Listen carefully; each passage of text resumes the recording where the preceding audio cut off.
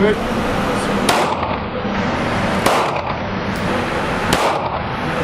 My name's Sarah Warnock. I'm in the Advanced Security Management program. I plan on, when I graduate, to apply to the Canadian Border Services Agency.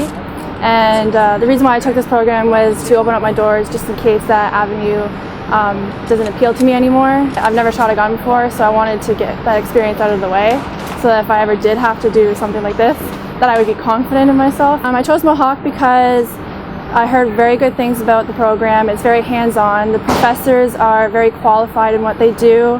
My name is Fred Armitage. I'm a professor in the Advanced Security Management program at Mohawk College, and we're at Urban Tactical, which is a firing range facility outside of Brantford.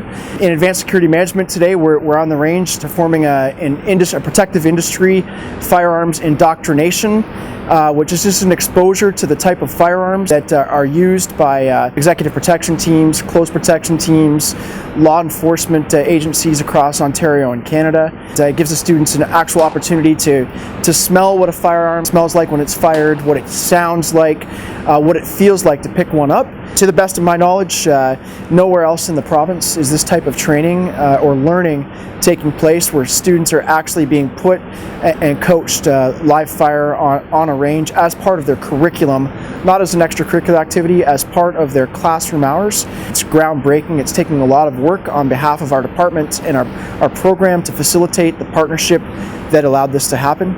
And it's a true benefit to our students who, in the Advanced Security Management program, will go into the protective industry careers and may not have another training facility or training institution between them and their job. We might be the last stop for them. They leave here far better equipped than their peers in other programs and other institutions. We're not just providing education, we're providing industry certifications that employers are telling us that they need. We consistently and constantly go into the industry and ask, what do our graduates need to work here? What would you like to see a graduate have? And they tell us, and we build it into the program. They are being prepared as well as anybody for a career in law enforcement.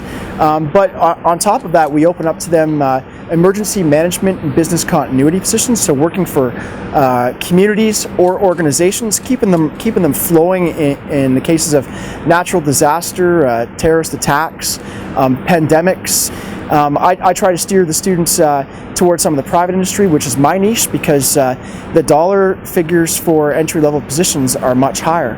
When I left policing to work privately, I tripled my wage. Traditionally, those types of jobs aren't known to students coming in. They've often been made to feel that anything that's not policing is a fallback, and I'm here to tell them that I saw the world and flew first class and made a lot more money in the private sector than I ever did as a police officer.